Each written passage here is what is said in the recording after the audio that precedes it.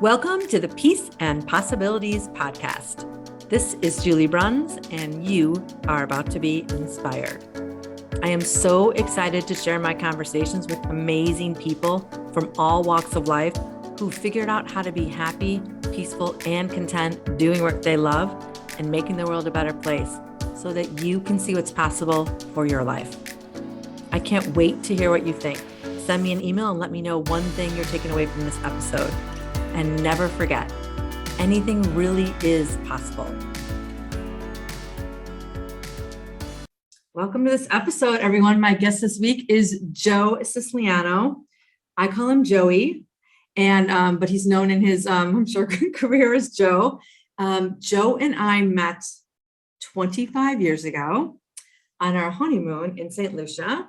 And him and his wife were married on the same day as me and my husband. And we met on our honeymoon and we've been friends ever since, raising our kids and hanging out. And it's been a really fun friendship. And we're really blessed to have you and Joanne in our lives. And I'm talking to you today because I talk to people that love what they do. And one of the things that struck me about you when I met you, I didn't even know what you did, but you were a happy person and you were positive and you were just like, you love life. And you have been that way the whole time I've known you. So you were like that when in your 20s when we got married. And now here it is all these years later, but you're the same. You've never faltered. You've always been excited about what you do and about living your life and enjoying what you do. And so I think you are inspirational and I'm excited to talk to you today. Well, that's so sweet of you to say. I think when someone's consistently the same person, especially for a long time, that's one of the best compliments. So you're the best. And I do have to share, I love telling our story. When it's like one of my favorite stories when people ask, Brian and Julie, they're my friends from our honeymoon. And people know you as your honeymoon friends. And we know the Brunses now. We know the Brunses. So anyway, thanks for having me. That's funny. You're welcome. So let's talk about what you do and how you got yourself, how you got into this career. Did you study what you're doing now in school? And did you always say, I want to be in sales or I want to sell real estate? Or what was your thinking when you were in high school and in college? Like, what am I going to do with my life? And how did you get into this? Sure. So I'll answer your first question first, if I can pay attention. It's what I am now. I am the designated managing broker or the managing broker of a real estate, residential real estate office for Compass Real Estate. So I am the sales manager essentially for an office of about 400 agents in Lincoln Park in Chicago. It's a very sort of general title that has a lot to do with it. But generally, I am the sales manager, the managing broker of a residential sales office. Okay. And been doing that particular thing, managing broker, for about a dozen years for two different firms. But is it what I wanted to do? No, for sure. I mean, I don't even know. Hopefully, I definitely didn't know this is what I'd be doing since graduating college. I will say that going into certainly residential real estate, which is really my focus now it's still this way, but 20, 30 years ago, whenever I graduated college, which is probably about right, it really wasn't much of a career choice. So when you're in college, I think to your mention, I was a marketing major with a communications minor.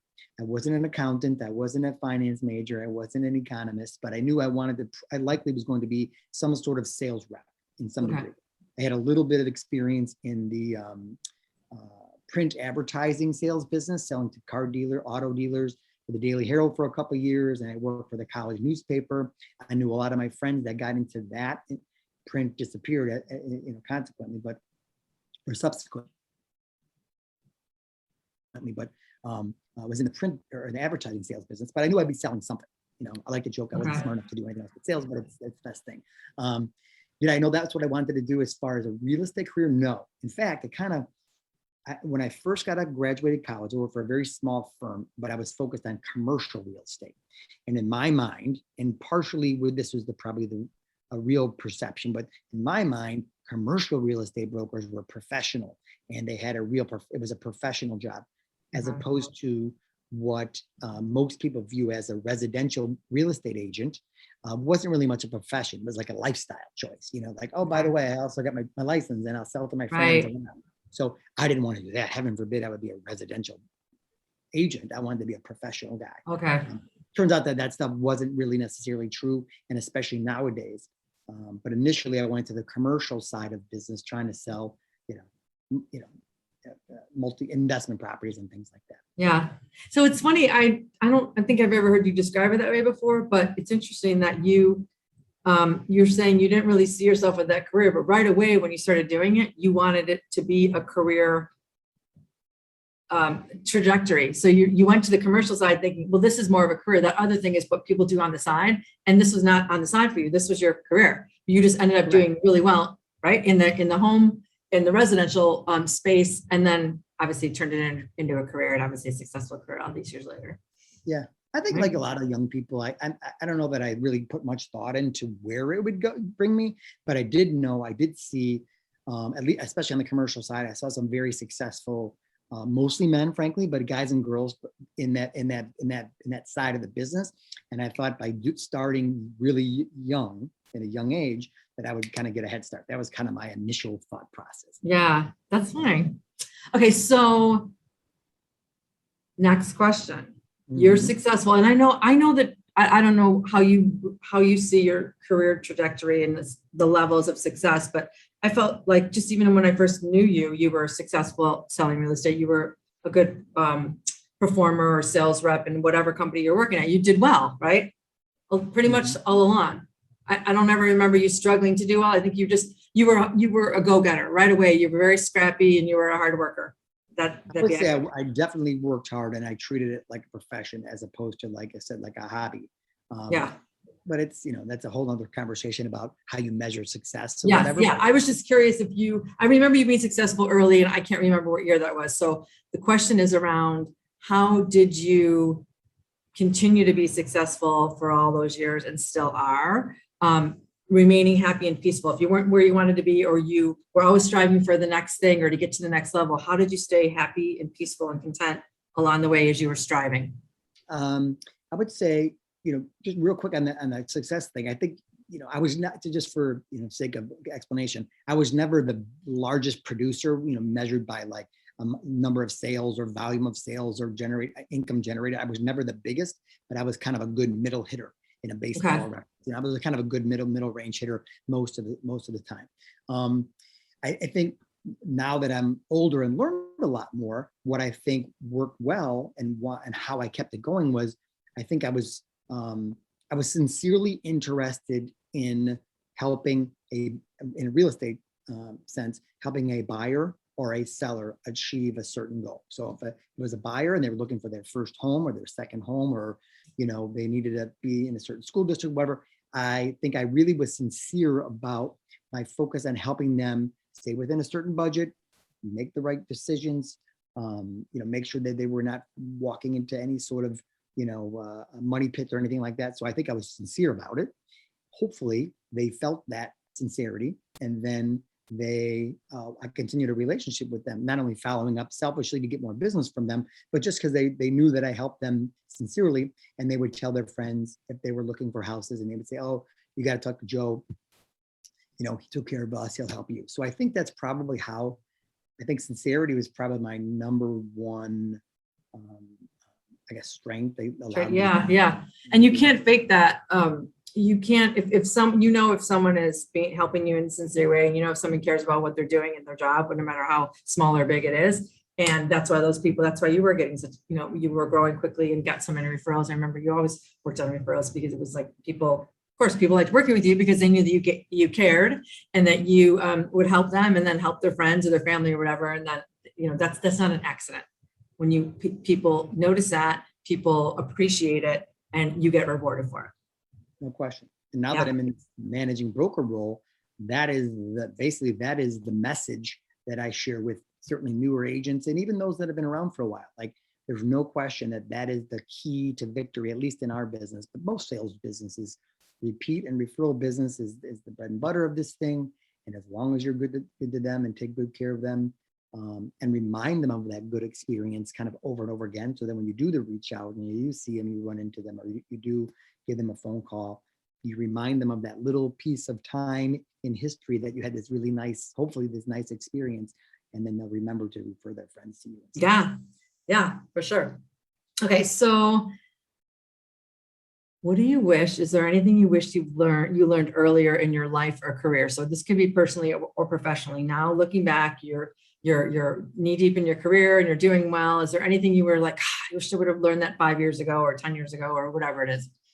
Yeah, I think I think I wish I would have been, well, in a really practical sense, I think I wish I would have been better at saving money slash, being regimented about, some, especially in a sales job, you have good years, you have less than good years or whatever. You have to be really disciplined about saving money, putting money away. And, sometimes, you got a little bit of extra money and you spend it and then you're like hurting. But I think I wish I would have been better about that in a practical way. I from kind of more of a personal side, I think I wish I would have been a little more conscious of, like just enjoying the process. So like a lot of times you just kind of go, you go to the next day, you work really hard and hope you do okay. Yeah, you go on vacation or you go, but I don't know that I really, kind of took time to acknowledge, some of the blessings that I had in my life. I knew them, but I don't know that I was really, conscious of them and, personally reached out to people and just let them know how much I appreciate them and what have you. Family wise, marriage wise, kid wise, and just friends that have been around. But I think I was a decent friend and all those other things. But I think I wish I was a little bit more conscious of those things and outwardly acknowledge them, I suppose. Yeah, I think that's common and for our age, because people like you're especially when you have kids. I'll speak for me. I'm sure you probably feel the same.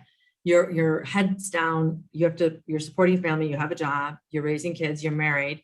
You have other responsibilities with your immediate and extended family. And so you're just kind of like, I'll just go along and do these things and appreciate my life and work and make money and, all of those things. And then so you put your head up finally, because you get a little bit of space to breathe because your kids get older and they don't need you as much. You're like, oh, this is really great. Oh, this person's important to me. I haven't seen them in a couple of years. Oh, they're not around anymore. And I wish I would have appreciated them more to tell them that earlier, but you can't get that at 20 or 30. You have to live to get that. You have to experience things to get that.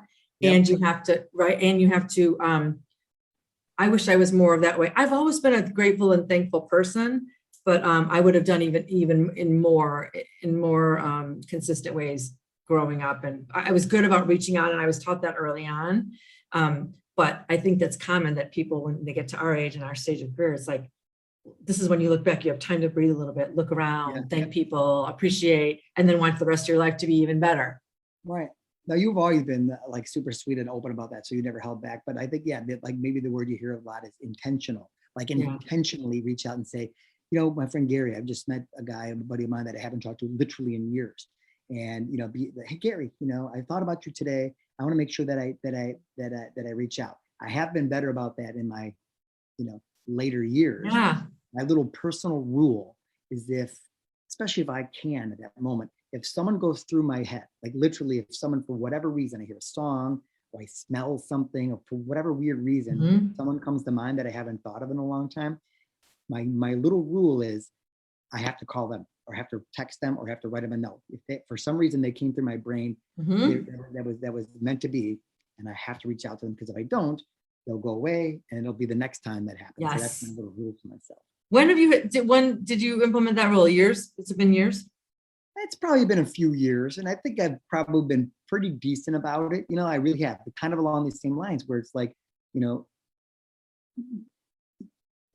again, as you get older, you appreciate things, you remember, but more about maybe spirituality to some degree or something like that. But for whatever reason, they came to my mind for some reason, whatever that reason is. So I better reach out to them. Hopefully it doesn't mean that they're the last time I'm going to reach out to them. It's just because of a good reason that, like, hey, this is I remember this person for this, for this incident we had with one another, or this fun event or whatever it was. And it's such a great excuse to call them and say, hey buddy, I thought about you today because I saw this, I saw this commercial on TV and it reminded me that time we went to, Florida together and acted like knuckleheads, or, whatever, you know what I mean? And so it just, hopefully it was a fun time in my life that I can remember them and put something, another fun memory in their brain today. Yes, they get to recall it and relive it again and then smile about it. It's a great rule.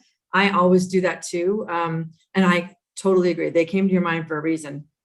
It's almost always good. It's because you're supposed to be reaching out no matter which way it is. And they're almost, I mean, this has probably happened to you a lot. It happens to me all the time. I was just thinking about you. I've been meaning to text you. And then you get that, they say that back to you because they were thinking about you too. So the universe kept saying like, hey, reach out, whatever it is. I totally, it's a great little, and that takes like no time, takes seconds, costs no money. And you're probably going to make the other person's day. I had a similar experience recently. A really old friend of mine, good friend of mine, is friends with a guy she went to high school with. He is the big brother of a girl that I grew up with in grade school. 4th grade, I met her. Her name's Nancy. And we went to, grade school together, and then she did junior high, and then she went to another high school, and we were in each other's weddings or, came to each other's weddings, but we just kind of lost touch. No real reason. She lives nearby and always had a connection and fun and great. I met her last week for lunch for the first time, and I think it's been 15 or some years, but what picked up right back, like no time had passed at all. I was like, why did we even lose touch? I don't even understand what happened. There was no ill will or anything. It was just life got in the way. We lost touch. And I'm not bummed. I'm bummed that I haven't spent all this time connecting with her because we have just like we were in 10 years old, we had similar senses of humor. She's funny and kind, and it was just, she knows my family. So it was like, and I know her family. So we had this bond, and I was like, I missed out on so much. Why? But if I hadn't seen my friend and she hadn't seen her old friend, I saw him out a couple weeks ago, and I said, wait a minute, I need to connect with your sister. And it was like, that was it. It was a text. I texted her. She's like, are you kidding me? Yes, let's have lunch right away. She didn't know about my book or anything that was going on. And it was just so fun to connect. And I'm like, well, why didn't I do that sooner? Good for you for acting on that too. Like that's the thing. You can always have that thought, but if you don't act on it, then it doesn't sort of get to the other end. That's the important part. That is. And you know what else? You say that, and I'm not trying to be pointing the fingers, but one of the things that we all probably have friends like this, or maybe I've done it too. Like, sounds like she wasn't like, yeah, Julie, what happened to you 15? Why haven't you called me? Don't make you feel bad about it. Like, that's the one thing, like, hey, buddy, where you been for the last 10 years? Like, if it's joking, it's one thing, but don't make me feel guilty for not calling you. I'm calling you now because I want to reconnect, and hopefully that's, neither one of us felt that way. We were just so happy that we connected. And then I was wondering, like, the next week, why didn't I connect sooner with this? I'm mad at myself because we lost out on a lot of fun things, but now we're not going to lose any more time. We're going to get together more often. And now there's just, and we're both in similar phases of our lives with our kids' ages and stuff like that. So it works out perfectly. Okay. So final 2 questions for you. You can answer in whatever order you want. So this is a hard one, but it has to be from you. What is the greatest gift you think you offer the world every day? And what are you going to take away from our conversation today? Something, whatever. It could be a thought, a concept, whatever, a word, whatever. I thought of this. And in one other way, the woman I work for now says, what's your superpower? Sometimes she says, what's your superpower? But what, to answer that question, I think, and I'm not always comfortable like talking about myself. No one wants to answer this question. That's why I like it. Is it weird? I think that I have the ability to make other people feel good about themselves. I actually feel, I thought about this a lot. I thought about it in the past. Not that I'm like better than anybody else at that or whatever, but I think that I consistently try to make someone feel good about themselves for whatever it is. Your hair looks good today. Your outfit looks good today. Thank you for doing that for me yesterday. Nice job on whatever it is, sale that you did or something like that. But I think I think I'm consistent with that and trying to make people have have a good experience and feel good about themselves. I would agree. And I only know you in your personal life, but you just confirmed that you do it at your job too. And I can't imagine that you do it in one area and not the other anyways, but that's probably what's making you such a good mentor and in your career in the phase you're in now, because you're good at pointing out the good things. You're good at complimenting the good things. You're good at being positive and saying, hey, did you see that? Like, and you do this with your kids too. I've seen you do it with your kids. And it's because when it comes naturally to you, you just think everyone's like that and everyone's not like that. There's people who are like, oh, can you believe that? It's like, yeah, but look at this. And it's probably why we've all been friends for so long, because we are similar in that way, where we're just like, we want to have fun and enjoy, our lives and look at the best scenario, whether we're meeting new people in an airport, at a ball game, at a concert, it doesn't matter. It's like, and you get energy from that, and other people appreciate it. And I would agree. It's an awesome thing. Yeah. Yeah, I told you, I thought I turned my notifications off and I didn't. And there, that's good. Sorry about That's good. that. That's, I hope that's a good answer, because it's sincere for sure. Well, I was so excited when you told me you were writing this book. I was so excited anyway. But then when you said the title of the book, the peace part of it, all about being like, it made so much sense now that knowing you for as long as I have, made so much sense. No one can write about it better than you. So that's awesome. Oh, thanks. Okay. And then what's one thing you're either surprised or thought about? What's one thing you're taking away from our conversations today? Like, I would say, I'm so thankful for having, because it's so weird. We have this personal relationship. So to talk sort of semi-professionally a little bit, it's kind of funny for me, but it's cool. I think what I'm taking from this is that,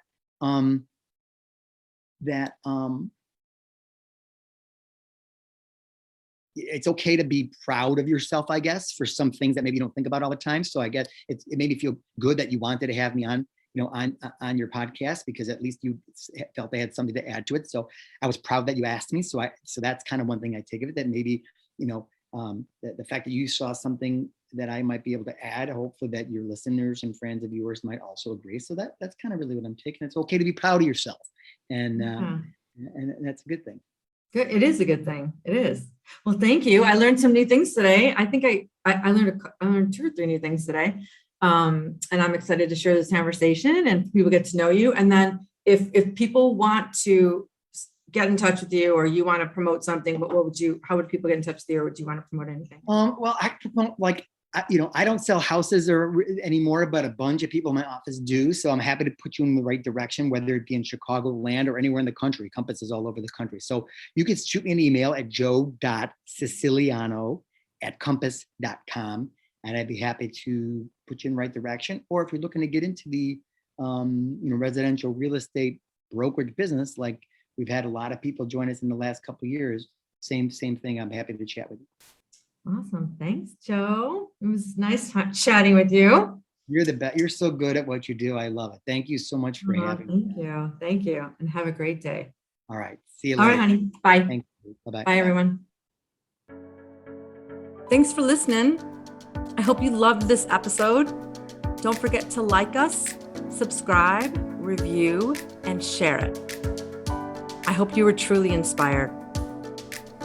And for a little more inspiration, don't forget to pick up my book, Peace, Possibilities, and Perspective: 8 Secrets to Serenity and Satisfaction in Your Life and Career. I can't wait to get you love in your life.